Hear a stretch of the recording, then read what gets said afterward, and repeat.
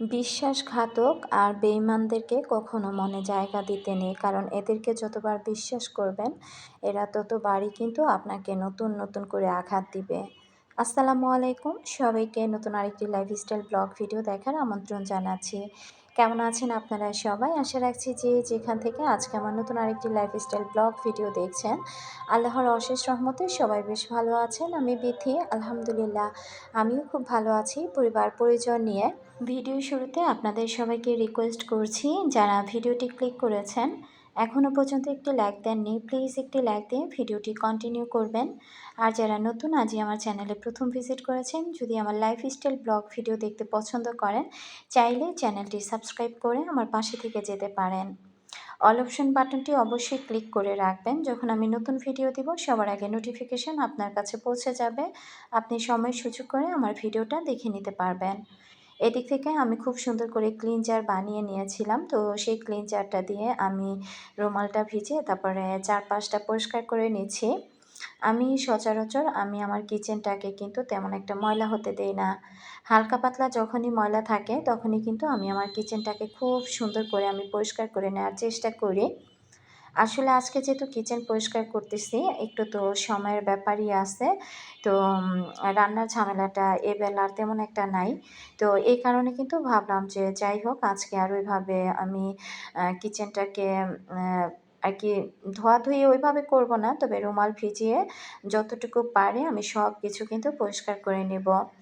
আমি আমার কিচেনটাকে সবসময় চেষ্টা করি পরিষ্কার রাখার জন্য, যেন কোনো পোকামাকড় অথবা তেলাপোকা এগুলো এসে যেন বাসা না বাঁধে। তো এখানে আমি রুমালটা ভিজিয়ে নিয়েছি, আর সব কিছু পরিষ্কার করে নেওয়ার পর রুমালটা একটু পরপর কিন্তু আমি পানি দিয়ে আর কি ধুয়ে নিচ্ছিলাম।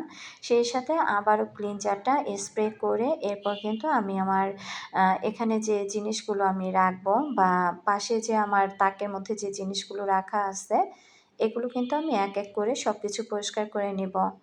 তো যাই হোক, আসলে ইদানিং কিন্তু কারেন্টের সমস্যা এত প্রচুর পরিমাণে দিচ্ছে দেখা, যে আমি কিন্তু ওইভাবে ভিডিওটা আপলোড করতে পারি নাই। আসলে একটু ব্যস্ততার মধ্যে আছি।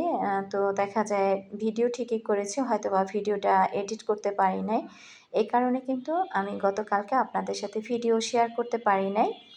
তো আজকেও আমি ভয়েস দিচ্ছি। আসলে জানি না যে আজকে আমি ভিডিওটা আপলোড করতে পারবো কিনা। আসলে আমি একটু বাসার বাইরে আছি। তো চেষ্টা করব যে বাসায় গিয়ে যদি দেখি যে না, নেট আছে, তাহলে আমি ভিডিওটা আপলোড করতে পারবো। তো আর যদি দেখি যে না, বিদ্যুৎ নাই, বিদ্যুৎ না থাকলে তো নেটটাও থাকবে না। তো সেক্ষেত্রে তো আর আমি দেখা যায় ভিডিওটাও আপলোড করতে পারবো না। তো কিচেনের প্রত্যেকটা জিনিস হাতের কাছে রেখে দিলে আমাদের কিন্তু কাজের জন্য অনেকটা সুবিধা হয়ে যায়। তো আমিও সেই রকমই, আমি সময় চেষ্টা করি যে আমার কিচেনের প্রত্যেকটা জিনিস পরিষ্কার পরিচ্ছন্ন থাক এবং হাতের নাগালেই থাক, যেন আমি হাত দিলেই খুব সহজে সেই জিনিসগুলো আমি ধরতে পারি, হাতের কাছে পেয়ে যাই। তো যাই হোক, আমার অয়েল জারটাও একটু তেল কাস্টে হয়েছিল, সেটাও আমি পরিষ্কার করে নিলাম।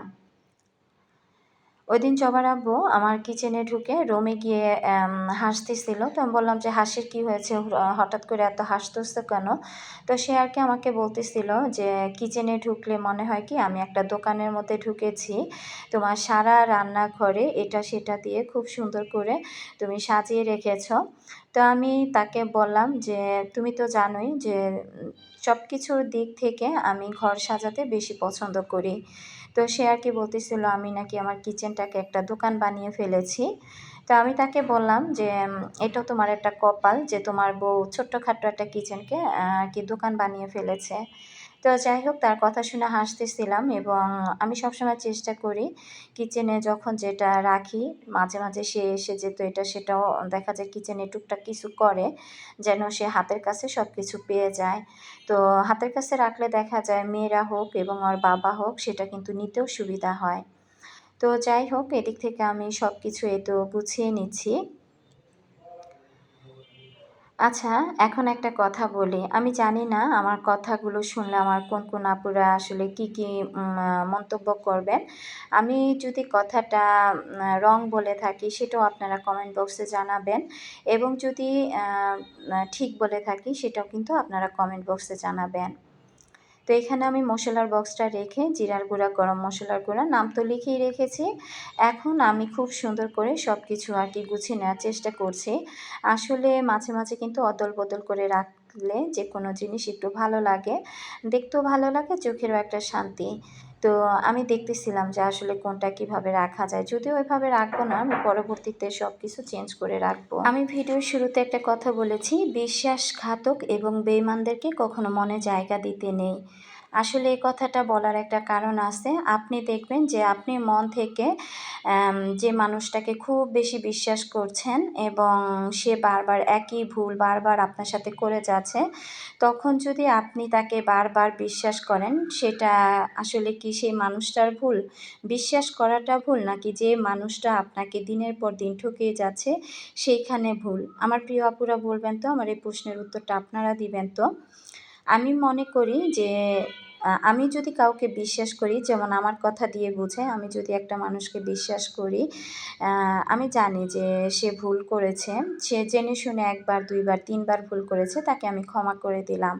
কিন্তু একই রকমের ভুল সে যদি বারবার করে যায় এবং সে যথেষ্ট জ্ঞান বুদ্ধি, খুবই বিচক্ষণ একজন মানুষ, এই টাইপের কোনো মানুষ যদি দেখেন যে একই কাজ বারবার আপনার সাথে করে যাচ্ছে, তখন কি ঠিকই আপনার জায়গা থেকে আপনি সেই মানুষটাকে আবারও ক্ষমা করবেন না করবেন না?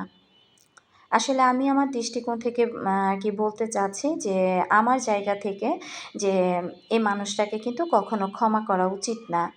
কারণ ভুল যদি সে একবার করতো মেনে নেওয়া যায়। একই ভুল যদি সে বারবার করে তখন কিন্তু তাকে মেনে নেওয়া যায় না এবং সে বড় রকমের একটা প্রতারণা করছে সেই মানুষটার সাথে। হতে পারে সেটা তার ফ্যামিলি, হতে পারে সেটা তার বন্ধু-বান্ধব, হতে পারে সেটা তার আত্মীয়স্বজন। তো একই ভুল যখন আপনি বারবার করবেন, তখন আপনি তো আপনার ফ্যামিলির কাছে মোটেও ভালো থাকবেন না। প্লাস আপনার ফ্যামিলির কাছে, প্লাস আপনার বন্ধু-বান্ধবের কাছে। তো সবকিছু মিলিয়ে দেখা যায় যে দিন শেষে কিন্তু আপনি সবার কাছে একদম ভালোবাসার যে দিকটা সবার কাছে আপনার ছিল না, সেটা আর নাই। আপনি একজন লম্পট, আপনি একজন আনকেয়ারলেস একজন মানুষ। এই টাইপের একটা মানুষের পরিচয় আপনাকে দিবেন। তবে আপনি যদি ভেবে থাকেন যে আমি এখন যা করছি, যেভাবে ওকে ঠকিয়ে যাচ্ছি, আমার ফ্যামিলি, আমার আত্মীয়স্বজন, আমার দেখা যায় সংসার, সন্তান সবাইকে যেভাবে ঠকিয়ে যাচ্ছি, হয়তোবা আমি জিতে গিয়েছি। কিন্তু আপনি হয়তোবা এটা জানেন না যে দিন শেষে আপনি ঠকে গিয়েছেন। আপনার মাথাটা কতটা নিচু হয়ে গিয়েছে সমাজের কাছে, মানুষের কাছে, সেটা হয়তোবা আপনি জানেন না। তো আসলে কি আমাদের লাইফে এমন কিছু মানুষ আছে, আমরা চাইলে এই মানুষগুলোকে একদম বলে না যে একদম আ ধাক্কা দিয়ে দূরেও ফেলে দিতে পারি না, আবার একেবারে চোখের সামনেও রাখতে পারি না। তো অনেক সময় না চাইতেও তাদেরকে চোখের সামনে রাখতে হয়, তাদের চেহারা দেখতে হয়, তাদের কথা হজম করতে হয়। সেটা বলতে পারেন নিজের স্বার্থের জন্য, নিজের হয়তোবা সন্তানের স্বার্থের জন্য সেটা হয়তোবা মেনে নিতে হয়। তো এই ধরনের স্বার্থপর মানুষদের কি করা উচিত আমার প্রিয় আপুরা, আমাকে একটু বলবেন তো? আমি জানি যে আমি হয়তোবা ওইভাবে সাজিয়ে গুছিয়ে আপনাদেরকে কথাটা বলতে পারিনি বা বোঝাতে পারিনি। আসলে দেখা যায় কি যে সব কথা সাজিয়ে গুছিয়ে সবসময় বলাও যায় না, আবার বোঝানোও যায় না। তবে আমি একটা কথাই বলব আমার আপুদেরকে যে পৃথিবীতে আপনি যদি একটা মানুষের কাছ থেকে একবার ঠকে যান, সে যেই হোক না কেন, তো একবার যদি ঠকে যান না, তাহলে সেই মানুষটাকে আপনি যদি ২য় বার বিশ্বাস করেন, তাহলে আপনি আপনার লাইফে চরম আকারে ভুল করবেন। কারণ কোনো দিনও যে মানুষ একবার আপনার সাথে বিশ্বাসঘাতকতা করতে পারে, সে যে বারবার করবে না তার কোনো গ্যারান্টি নাই। তো মানুষকে বিশ্বাস করতে হলে সবার আগে আপনি আপনাকে বিশ্বাস করবেন। আপনি অতিরিক্ত সরল হবেন না। আপনি যদি অতিরিক্ত সরল হন না, দিন শেষে সে আপনাকে ঠকাবে। কিন্তু বিশ্বাস করেন, সে মানুষটা যদি আপনাকে ঠকায় কিন্তু আপনি কিন্তু ঠকেননি। ওই যে উপরে একজন আছে না, সে কিন্তু আপনাকে ঠকতে দিবে না। তার জায়গা থেকে তার বিচারটা 100% কিন্তু সে করে দিবে। তো আমি আমার দিন শেষে আমার প্রতিটা আপু, আন্টি, ভাইয়াদেরকে বলব যে কখনো কাউকে মন থেকে বিশ্বাস করবেন না। সে হতে পারে আপনার সন্তান, হতে পারে আপনার পিতামাতা, হতে পারে আপনার ভাই, হতে পারে আপনার বোন এবং হতে পারে আপনার হাসব্যান্ড। আজকালকার যুগে কিন্তু বাবা-মাও সন্তানকে ঠকায়, অনেকভাবে ঠকায়। সন্তানও বাবা-মাকে ঠকায়, স্ত্রী স্বামীকে ঠকায়, স্বামীও কিন্তু স্ত্রীকে ঠকায়। তো দিন শেষে আসলে বিশ্বাসটা কাউকে করতে হয় না, আবারও দিন শেষে বিশ্বাস করতেও হয়। কারণ এখনও দুনিয়াটা কিন্তু সত্যের উপরে ভিত্তি করে বেঁচে আছে। এখনও কিন্তু দুনিয়া থেকে সত্যটা উঠে যায় নাই। যখন সত্যটা উঠে যাবে না তখন হয়তোবা কিয়ামতটা অচিরেই আমরা দেখতে পারবো। আসলে দুনিয়াতে এখনও সত্য আছে। দিন থেকে রাত হয়, রাত থেকে যেমন দিন হয়, আমরা ভোরের আলো একটা দেখতে পাই। তখন ভাবতে হবে যে দুনিয়ার বুকে এখনও সত্য কিছু আছে। আর আপনি যখন মিথ্যা দিয়ে সবকিছু সত্যটাকে গোপন করতে যাবেন, কোনো না কোনোভাবে দেখবেন যে সত্যটা ঠিকই বের হয়ে আসবে। তো যাই হোক, আসলে অনেক কথা বলে ফেললাম। আমি কথা বলতে, বলতে কিন্তু আমার কিচেনের সব কিছু আমি গুছিয়েও নিয়েছি। এপাশে সব কিছু কিন্তু আমি খুব সুন্দরভাবে পরিষ্কার করে নিয়েছি। তো কাপগুলো ধোয়া হয়েছিল, কাপের স্ট্যান্ডটা সুন্দর করে ধুয়ে নিয়েছি। আমি চাচ্ছিলাম যে আমি একটু আসলে বাইরে যাব, মার্কেটে এখানে কিছু লতাপাতা এনে এটাকে সাজাবো। তবে রাস্তাঘাটে যে যানজট, সেই সাথে রাস্তায় বের হলে দেখা যায় তেলের সংকট, গাড়ি অর্ধেক রাস্তায় গিয়ে নামিয়ে দেয়। এই সমস্ত হয়রানির কারণে আমি কিন্তু ওইভাবে এখন রাস্তাতেও বের হচ্ছি না। আ তো এই কারণে কিন্তু কোনো কিছু কেনাকাটাও করতে পারছি না। তো যাই হোক, এদিক থেকে আমি গ্লাসগুলো গুছিয়ে নিলাম। আর ক্যাবিনেটের অবস্থা দেখতেই পাচ্ছেন। এখানে আমি যত কিছু ঠিকঠাক মতো গুছিয়ে রাখি না কেন, কোনো কিছুই থাকে না। তো ট্যাংকটা যেহেতু এখন অর্ধেকটা পরিমাণে রয়ে গিয়েছে, সামনে যেহেতু গরমও পড়ছে, দেখা যায় সময় সুযোগ করে খাওয়া হয়ে যাবে। তো এদিক থেকে আমি সব কিছু আবার গুছিয়ে নিলাম। তো আসলে রমজান মাসে রান্নাঘরটা একরকম করে সাজিয়েছিলাম। এখন আবার নতুন করে আরেক রকমভাবে গুছিয়ে নিলাম। যেহেতু এখন রোজা শেষ, তো হাতের কাছে এত কিছু আর প্রয়োজনও নাই। তো ওগুলো আমি সব ঠিকঠাক মতো গুছিয়ে এখন এদিক থেকে আমার ক্যাবিনেটের উপরে এই যে আমার গরম পানির জারটা, এটা ভালো করে আমি একটা ভেজা রুমাল দিয়ে আমি কিন্তু পরিষ্কার করে নিয়েছি। আমি কিন্তু এই রুমালটা দিয়েই দেখতে পাচ্ছেন সব কিছু এক এক করে পরিষ্কার করে নিচ্ছি। কিন্তু আমি অফ ক্যামেরাতে একটু পর পর কিন্তু রুমালটা খুব ভালো করে আমি ধুয়ে নিচ্ছিলাম। দেখা যায় বেশি ময়লা হয়ে গেলে তখন আবার একটু সাবানের গুঁড়ো দিয়ে আর কি ধুয়ে নিচ্ছিলাম। তো এইভাবে যদি সংসারের প্রত্যেকটা জিনিস সবসময় গুছিয়ে এবং পরিপাটি করে রাখা যায়, তাহলে দেখবেন যে সেই জিনিসটা কিন্তু দেখতে বেশ ভালো লাগে। তো আলহামদুলিল্লাহ যে আমি বলতে পারি আমি আমার ঘরের কাজকর্মগুলো করার পর আমার এত শান্তি লাগে, যেটা আর বলার বাইরেই অপেক্ষা রাখে না। আমি আমার মতো করে সবকিছু গুছিয়ে নিলাম। আর এই যে আমার ছোট্টখাটো একটা ক্যাবিনেট দেখতে পাচ্ছেন, আসলে এখানে আমি ভেবেছিলাম ২-৩ টা হাঁড়ি-পাতিল রাখবো। তো হাঁড়ি-পাতিলগুলো রাখতে, রাখতে দেখেন কতগুলো হাঁড়ি-পাতিল জমা হয়ে গিয়েছে। এই যে নতুন যে ননস্টিকের পাতিলাটা দেখতে পাচ্ছেন, এটাতে কিন্তু এখনো পর্যন্ত আমি রান্না-বান্না কোনো কিছুই করি নাই।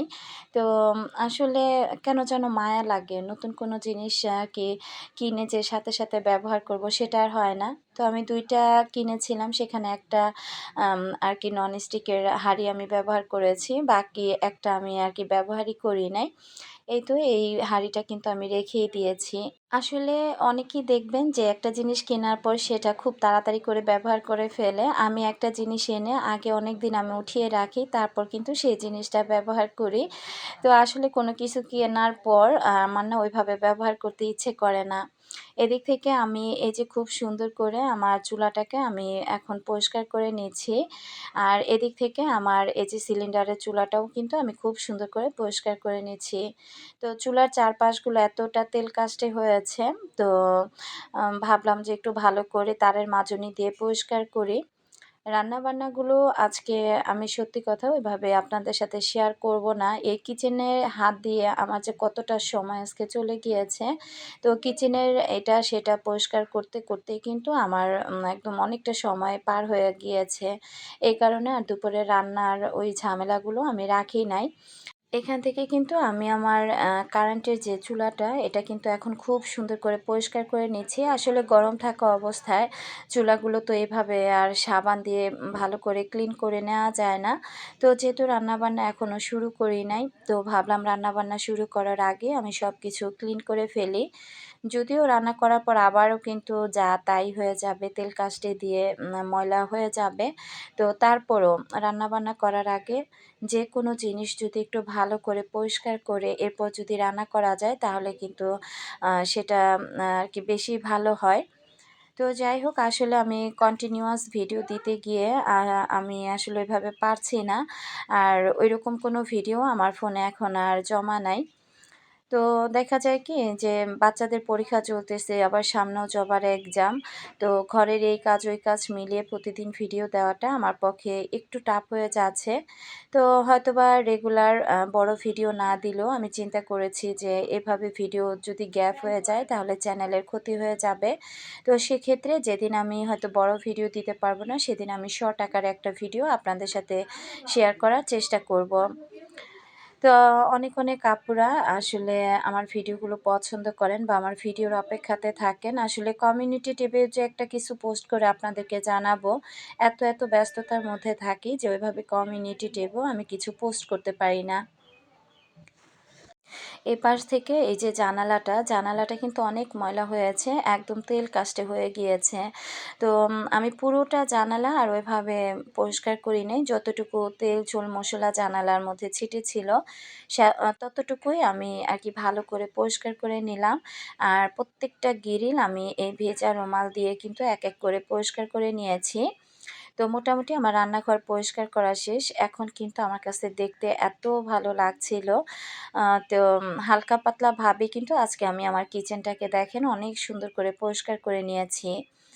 তো এইটুকু অংশ পরিষ্কার করতে আমার কিন্তু প্রায় ২ ঘন্টার মতো সময় লেগে গিয়েছে। যদিও ভিডিওটা আপনাদের সাথে ২১ মিনিটে আমি শেয়ার করেছি।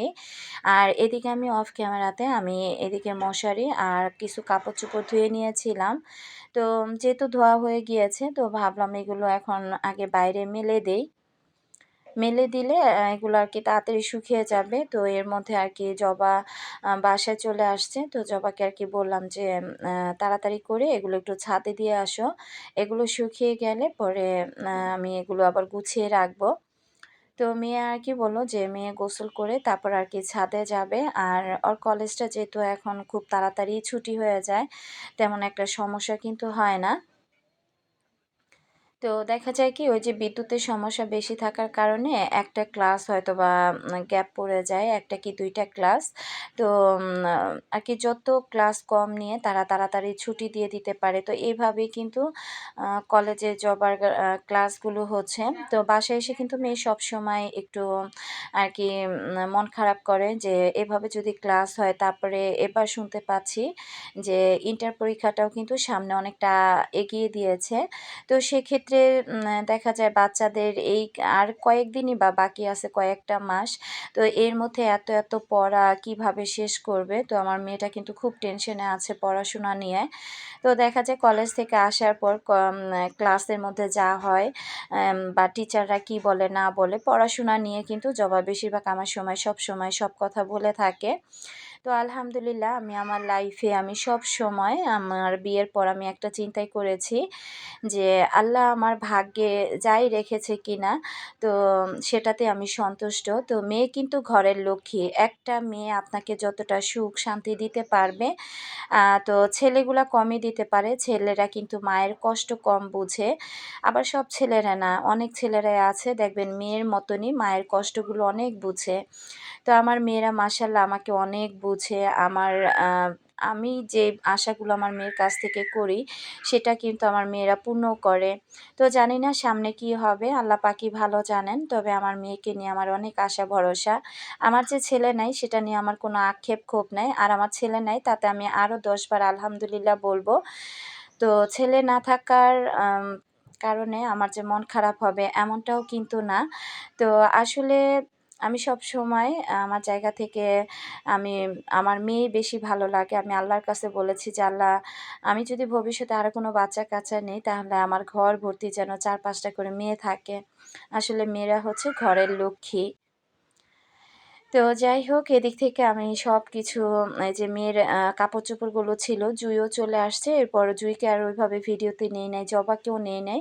আমি সব কাপড়-চোপড়গুলো ধুয়ে দিলাম। যেহেতু গরমের সময় গোসল করতে গিয়ে বললাম যে, "দাও হাতেই কাপড়-চোপড়গুলো আমি কেচে দেই।" তো আমি কিন্তু কাপড়-চোপড় কেচে দিয়েছি। আর বাকিগুলো মেলে দিয়ে আসছিল ছাদে, ওগুলো শুকিয়ে গিয়েছে। এরপর আমি খাওয়া-দাওয়া করে অনেকটা টাইম আমি রেস্ট করেছিলাম। তো দুপুরে ভাত আরকি খাওয়া-দাওয়া শেষ করে ভাবলাম যে এগুলো যেহেতু শুকিয়ে গিয়েছে, তো এগুলো এখনই আমি গুছিয়ে রাখি। তো মশারি আসলে লাগে না। মশারিটা ওর বাবার জন্যই লাগে। তাকে নাকি সারাক্ষণ মশাই কামড়ায়। তো দেখা যায় কি যে উনার জন্যই মশারিটা টানাতে হয়। আবার কয়েল দিলেও অনেক সময় মশা মানে না। আমাদের ৩ মা-মেয়েকে কিন্তু মশা একটু কামড়ায় না। যত মশা কামড়ানি সেই কিন্তু খায়। তো তার জন্যই কিন্তু মশারি টানানো। আর মশারি টানিয়ে সত্যি বলতে আমি ঘুমাতেও পারি না। তো কি আর করা, মশারিটা আমার কাছে একটু ঝামেলার মনে হয়। গুড নাইট জ্বালিয়ে দেই অথবা কয়েল জ্বালিয়ে দেই। সেটা দিয়েও মাঝে, মাঝে চালিয়ে দেই। তো যাই হোক মশারিটা ধোয়া শেষ। এখন আমি এই তো আবার জায়গা মতো রেখে দিলাম। যেকোনো কাজ শুরু করলে কাজটা যদি শেষ পর্যন্ত না করতে পারি তাহলে কিন্তু আমার কাছে ভালো লাগে না। তো এইটুকু জিনিস যদি আবার এখন ফেলে দিয়ে এলোমেলো করে রেখে দেই, তাহলে দেখা যাবে কি যে এই কাজটা আবার রাতে হলে করতে হবে, না হলে পরের দিন সকালেও করতে হবে। তার চাইতে এখন যেহেতু হাতে একটু সময় পেয়েছি, তো সবগুলো কাজ এভাবে করে নেওয়ার পর আমার কাছে কিন্তু অনেকটা স্বস্তি লাগছে। তো যাই হোক দেখতে, দেখতে ভিডিওর শেষ প্রান্তে চলে আসছি। আজকের মতো সবার কাছ থেকে বিদায় নিচ্ছি। আল্লাহ হাফেজ। আসসালামু আলাইকুম। নতুন ভিডিও দেখার অপেক্ষায় থাকবেন। আল্লাহ হাফেজ।